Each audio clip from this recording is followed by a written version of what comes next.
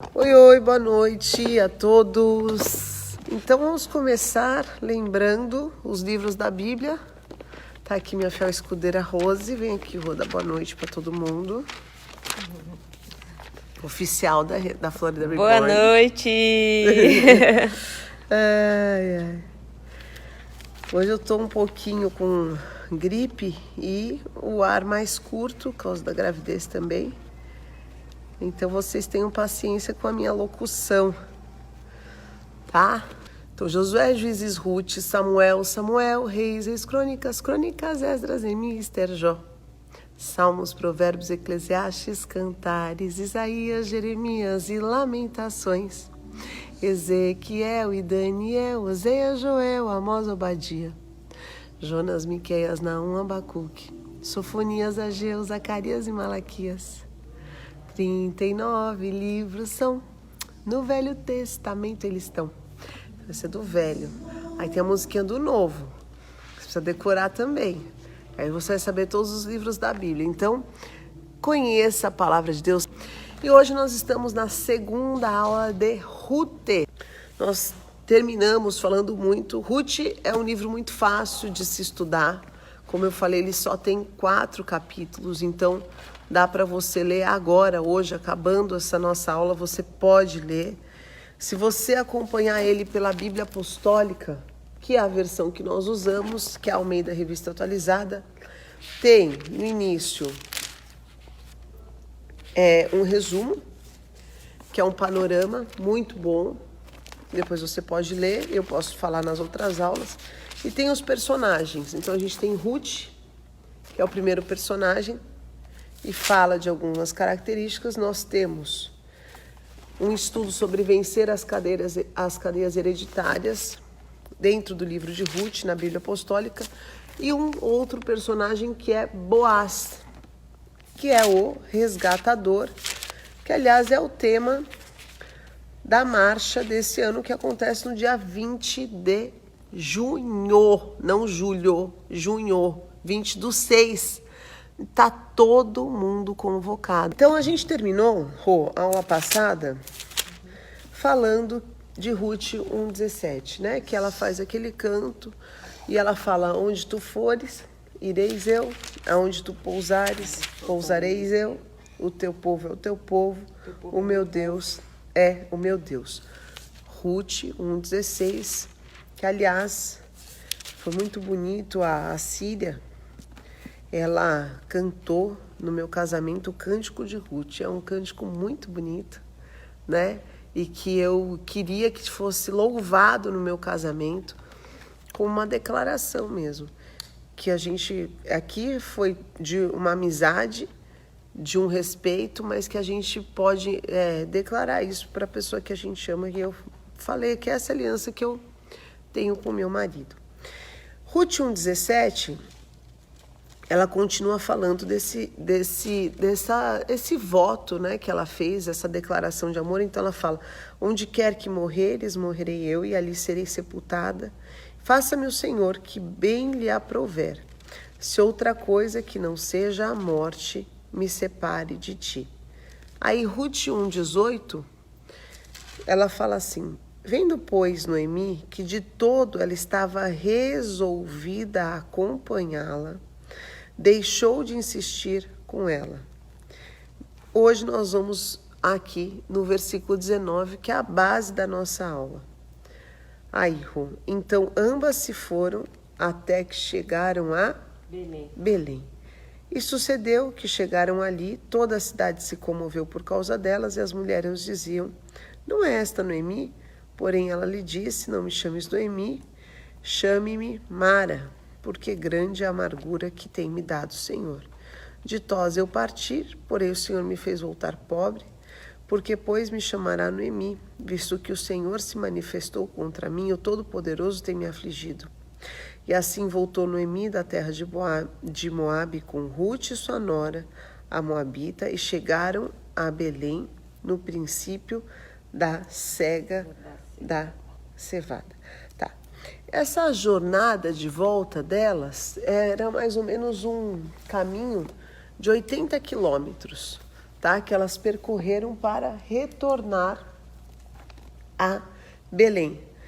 Então, Ruth 1:19. Então, elas estavam em Moabe e elas retornaram. Esse caminho de volta era um trajeto de 80 quilômetros e a gente sabe que naquela época o povo viajava ou num animal ou viajava até a pé mesmo, né? Porque era o meio de transporte mais comum. Então imagina que perigoso para duas mulheres voltar, porque duas mulheres viúvas, não tinha quem a protegesse. Fora os perigos de animais e tudo, também tinha o perigo delas, da integridade física delas, né? Mas ela sabia que aquele era o lugar que Deus queria que elas estivessem. Então, nós na primeira aula nós falamos sobre decisão, né? A decisão de Ruth. E aqui a gente vê, apesar da dor, apesar da fraqueza, apesar de toda aquele, vamos dizer assim, aquele ambiente tóxico que Noemi estava, perdendo até a sua identidade. Seja bem-vinda, Eti, querida. O que acontece quando a gente passa por uma dor muito grande? Quando a gente não enxerga um propósito, a dor ela pode roubar a nossa identidade. Só que aí que entra a nossa convicção de que Deus, ele é um Deus de confusão, certo? Então Deus nunca vai nos provar além daquilo que a gente pode suportar. E a palavra ainda fala assim: Deus não vos deu uma provação que não fosse humana. Então o que está dizendo? Quando você fala eu não aguento mais, você está dizendo assim: isso é mais do que a força humana poderia aguentar. Agora, imagina que Deus seria injusto de nos provar além do limite da capacidade humana de suportar uma dor. Agora, eu sempre falo que o suportômetro de cada um, quem sabe qual que é o limite do nosso suportômetro é Deus, não somos nós. Às vezes a gente fala, eu só aguento isso. Mas Deus está falando, você aguenta sim. Então, tem horas que Deus quer que a gente seja forte. E Noemi, mesmo entorpecida por aquela perda, por aquela dor, por aquela perda de identidade, por quê? Para alguém virar e falar assim, muda o meu nome, perdeu muita coisa, né? Perdeu até a sua identidade, porque a primeira coisa que nos dá identidade é o nosso nome, né? E ela fala, não, agora vocês me chamam de amargura, porque eu não quero mais que me chame pelo meu nome. E ela estava numa crise, inclusive, com Deus. Porque ela falou, o Todo-Poderoso decidiu me afligir. Então, o que faltava nesse ambiente de Noemi? Faltava propósito. A aula de hoje a gente vai falar sobre o caminho de Ruth, né? Então, nós falamos, a primeira aula, são 5 aulas, tá? Para quem está chegando aí. A primeira aula a gente falou sobre decisão. Depois assiste. Tem lição de casa, viu? A Rose viu, eu vou levar para corrigir. Tem que... Aí te trouxe, não fez? Assistir a palavra do ano. Mais uma vez. E eu fazer o resumo. Quero o resumo. Vou trazer. TCC, e eu corrijo mesmo, que a Rô traz os assuntos. Eu sou aluna aplicada. A Rose é. Eu vou trazer o meu bem bonito com rapinha, igual quando fazia quando era Pode trazer, que eu gosto. Fazer um todo Bem enjoado. Bem isso aí, cara. Então, a gente falou da decisão dela, né? Aí, agora, a gente tá falando do caminho. E Ruth, ela simplesmente tomou uma decisão. Mas Noemi, mesmo entorpecida por aquela dor, mesmo perdendo a identidade, ela também tomou uma decisão, que foi voltar para Belém, né? Então, hoje eu vou falar um pouquinho sobre o nosso caminho de volta. O nosso caminho de volta é o quê? Ao nosso primeiro amor, à nossa origem, ao nosso projeto original. Porque quando Deus nos formou, a cada um de nós, ele tinha um projeto. A gente vai crescendo como uma árvore que ela não é podada. Às vezes vão crescendo alguns ramos que não era aquele projeto original de Deus para a nossa vida. E Deus, no seu infinito amor e no seu respeito, Ele respeita o nosso limite. Por isso que a palavra sempre vai dizer assim, nós somos como um barro na mão do oleiro. Porque Deus, quando Deus fala para o profeta descer até a olaria, e eu chamo essa terra aqui de olaria, eu falo, você quer ir para os Estados Unidos, vai para a olaria. É a carta que eu ainda choro. Isso, que lá o barro, ó, minha filha, o barro é tratado. O barro é tratado, não tem pra onde fugir, terra que a gente chora e a mãe não vê. É isso aí, é lugar de crescer e de amadurecer. No tapa, no tapa. E tudo. Só que quando a gente enxerga um propósito, aquela dor tem um porquê. Né? Então, por exemplo, eu tenho 2 experiências. Uma foi uma cesárea que eu tive e eu não tive o bebê. Então, eu tive o corte da cesárea, eu tive dor, eu tive líquido, eu tive... E cadê o neném? Porque foi um aborto espontâneo meu. Ok. As outras todas, eu acho que eu passei por situações... Porque eu tive parto normal em todas... E a Rosa até falou, bispo, hoje tua voz tá... Porque tem dia que eu tenho falta de ar. Eu falei, a gente esquece das dores. Eu falei, ainda bem que a gente esquece de tudo, aí a gente se anima para ter outra. Porque a gente não fica com aquela memória da dor, por quê? Porque você enxergou um propósito. Então, tem algumas coisas que são pedagógicas de Deus na nossa vida mesmo. Tem um objetivo didático, quer dizer, Deus quer te ensinar algo. Então, ponto número 1. Deus está me ensinando algo através dessa dor. Porque quando você simplesmente se sente oprimido, castrado, tolhido, isso é uma dor que você começa a entrar no mesmo ambiente interno que estava em mim. Então, qual que era o ambiente dela? O Senhor escolheu me punir, o Senhor escolheu me castigar. Eu fui rica, voltei pobre. Dos piores, né? Você vê que ela só está falando coisas e a boca vai falar do que está cheio o nosso coração. Só que no meio mesmo de tudo isso, ela entendeu. Ponto número 1, preciso voltar para a minha base. Sabe o que é interessante nisso? Quase sempre quando a gente vê uma situação que a gente tem que voltar, parece que nós fracassamos. E nessa situação aí, que parecia um fracasso, estou voltando fracassada com as mãos vazias, né? Não era um fracasso, né? Houve toda uma transformação na vida dela. Isso é uma lição muito importante, especialmente para nós que moramos aqui nos Estados Unidos. Muitas pessoas querem voltar e tem a sensação de fracasso. É verdade, cara. O que vão falar de mim? Ou então quem está desviado da igreja. Exatamente. Às vezes tem vontade de voltar para a igreja. Voltei porque fracassei lá fora. Isso, aí vão falar o quê? Aí aquele irmão que eu falei mal da igreja, porque às vezes a pessoa que quer voltar encontra um ambiente hostil dentro da igreja, né? Ao contrário do que é o exemplo bíblico, a parábola que Jesus falou, né? Volta que vai ter festa para o filho pródigo. Mas... No casamento, quando alguém sai e decide voltar, voltou porque quebrou a cara lá fora. Ou uma pessoa que às vezes traiu a esposa, ou a esposa que traiu o marido, mas ela quer voltar. E as pessoas às vezes não dão a chance, a segunda chance que todos nós recebemos em Jesus Cristo. Nós recebemos uma nova vida, né? Então, esse caminho de volta, ele é importantíssimo. Principalmente nas situações mais extremas. Então, o que pode te levar ao extremo? Pode ser uma coisa mínima, porque remonta traumas teus do passado, e pode ser uma coisa mesmo que, absurda, uma catástrofe dantesca, né? Mas cada um tem um funcionamento interno que também não cabe nós a julgar. Porque o julgamento, ele é tão maligno. Porque a partir do momento, tudo bem, às vezes o outro está até pecando. Mas quando você julga, você está pecando também, porque julgar é um pecado. Porque é um mandamento, não julgue. Então, quer dizer, como que eu posso julgar, como é que eu posso querer criticar o pecado de alguém pecando? Não faria sentido nenhum.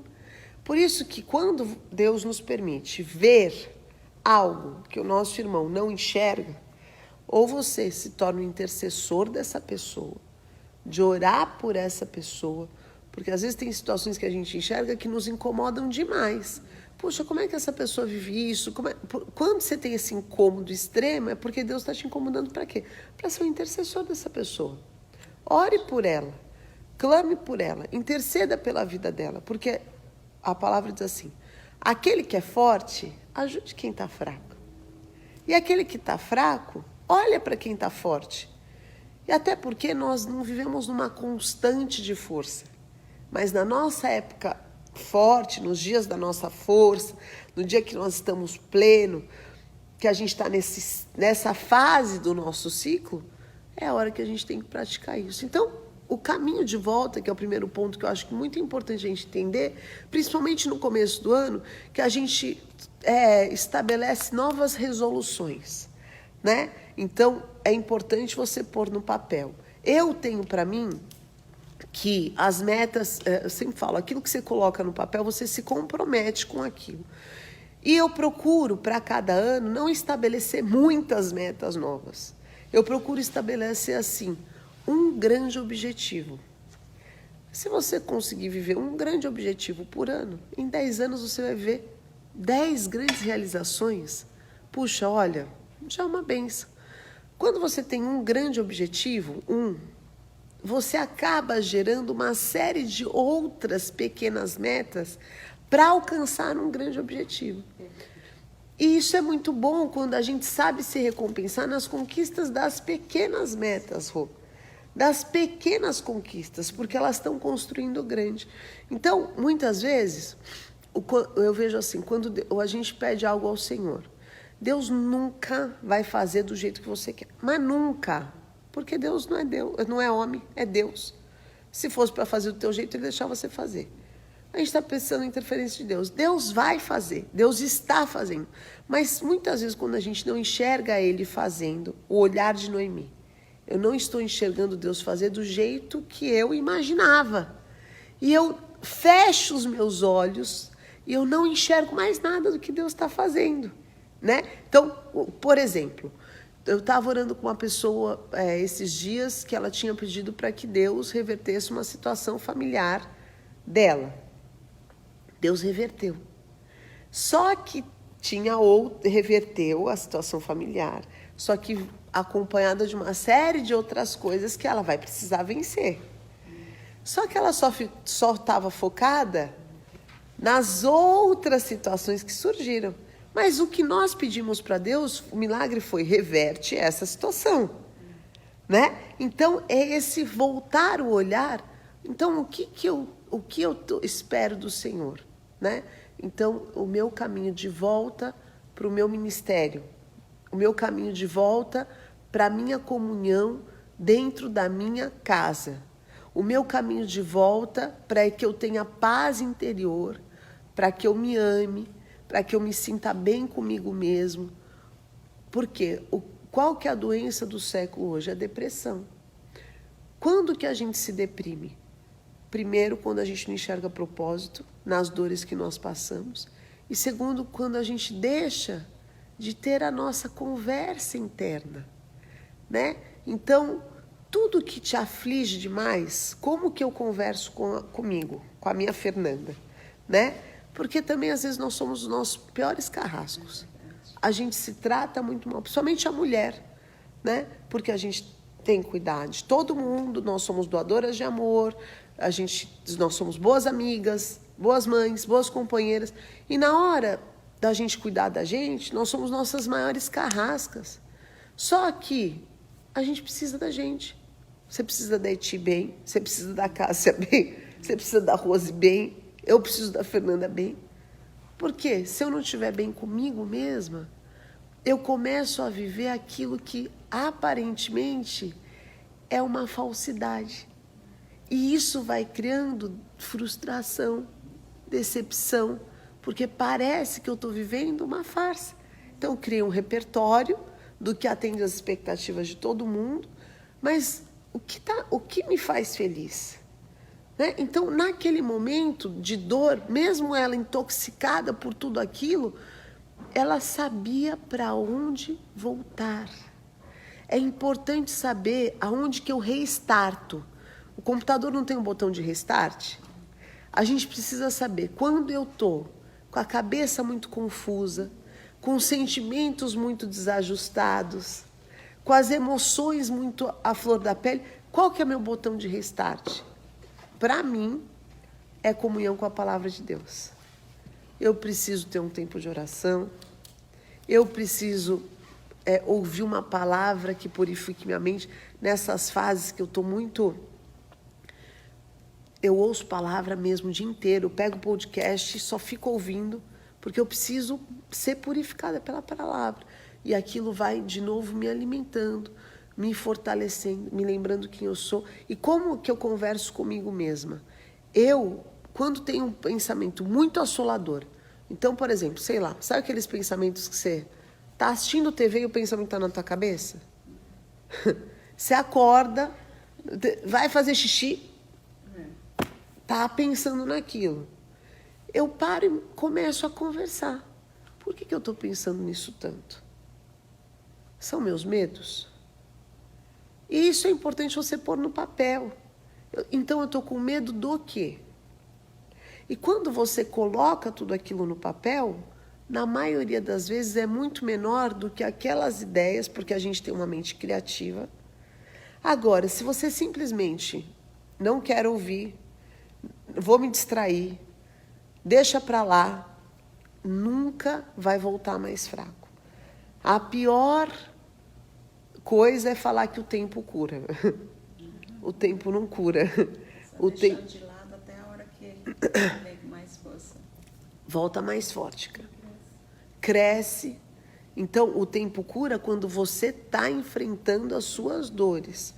De alguma maneira, Noemi voltou para enfrentar aquela que era a realidade dela. Ela não fugiu para nenhum lugar. As pessoas, as críticas. Ah, bem que eu te falei para não ir para Moab, né? Quis ir lá para a terra dos Moabitas. Ah, sabe a frase?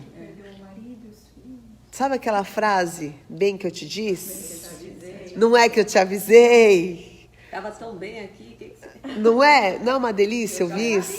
Eu já sabia. Não é uma delícia, né? É uma delícia a gente ouvir isso. Mas ela voltou porque ela sabia que lá era o lugar que Deus falava com ela. Era o lugar onde ela estava perto de Deus. E a gente precisa fazer algumas perguntas para a gente. Qual é o lugar que eu estou perto de Deus? Né?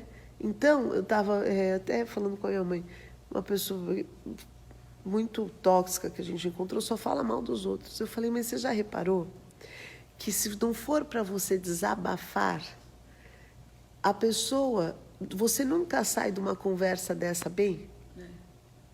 Você sempre sai mal. Quando a pessoa não está desabafando, porque o desabafo é claro, natural. Então, puxa, sei lá, discutir, foi difícil, tal. Ufa, preciso tirar esse peso. Outra coisa, quando a pessoa está falando de alguém para querer te contaminar contra outra pessoa, você nunca sai bem. Você sempre sai carregado, você sempre sai com sentimentos de que ninguém presta, de que as pessoas são ruins. Ai, que... Esse mundo não tem jeito. Não tem jeito. Você não tem nada a ver com aquela história. Aquela pessoa que está te contando é porque ela quer de alguma forma te colocar, quer chamar, não tem nada a ver com você. O problema é dela com aquela outra pessoa. Isso. E por que não enfrentou? Por que não encontrou o caminho dela de volta? Por que não encontrou as soluções dela? Ela está irradiando o quê? O mal, porque não encontrou o seu caminho de volta. Porque o nosso caminho de volta é aquilo que fala a palavra. No que depender de vós, tende paz com todos. Então, o Deus sempre olha até um princípio de justiça, não é? Qual que é o princípio de justiça? Você, por exemplo, você atropela uma pessoa na rua. Vamos dizer que você mate a pessoa. Aí você vai ser julgado, você vai ser culpado, mas você pode ser doloso ou culposo, certo? Porque quando tem dolo, você teve a intenção, né? Então, igual a outra mulher que foi traída outro dia, foi lá e matou o marido. Atropelou e matou. Ela teve intenção de matar. Ela não, por um acaso, bateu um raio de sol, cegou ela, e por acaso ela não viu, ou era à noite, não enxergou uma pessoa, por acaso. Então você não teve a intenção. Por isso que a palavra de Deus fala assim, você pode ter muitas palavras, mas o Senhor sonda Do coração. qual é a tua intenção. Por que que você se move? Por que que você saiu da tua casa? Por que que você está fazendo essas coisas? Por que que você quer que Deus te abençoe? Por que que você quer a tua prosperidade? Né? Então, Ana, enquanto Ana quis ter um filho para provar para Penina que ela era melhor que Penina, Deus não deu. O dia que ela quis ter um filho, que ela falou, Senhor, eu não quero provar mais nada para ninguém. Me dá um filho para que eu possa te entregar. Ah, então agora, você pode ter. Você pode ter o que você vai me entregar e mais 7. Porque você está pronta aqui dentro para poder gerar o que Deus queria gerar através dela. Porque Ana era uma mulher-chave na palavra de Deus. Ruth, uma mulher-chave na palavra de Deus. Só que nós precisamos encontrar o nosso caminho de volta. E muitas vezes, ou por causa de dores, ou por causa de palavras, ou por causa de brigas que nós compramos que não são as nossas, ou por causa de manipulações de pessoas, a gente perde o nosso caminho. Então é importante que a gente saiba, sempre, estou fazendo isso motivado pelo quê? Quais são as 3 maiores motivações que a gente precisa ter na vida nessa sequência? Deus, família e o trabalho. Honra a Deus acima de todas as coisas. Busca o Senhor e Ele satisfará os desejos do seu coração. A família. Tudo que você fizer pela tua família, você vai ter a bênção de Deus. Porque Deus é o Deus da família. E o trabalho é uma bênção de Deus. Tudo quanto você, Salmo 1, tudo quanto você fizer, vai prosperar. Então, é aquilo que eu falo. 1 milhão vezes 0 dá quanto? Nada. Ai, mas eu recebi a bênção, que eu recebi a palavra, que eu recebi... Amém. Eu estou fazendo minhas declarações, né? Que eu vou declarar, que no nosso caso a gente chama de profetizar. Amém. Profetiza, declara. Amém. Isso vai fazer bem para você. E aí? E a tua parte? O que você está fazendo? Ah, na hora de fazer eu não faço nada. Aí, se você não faz nada, como é que você quer que caia do céu? Não vai cair do céu.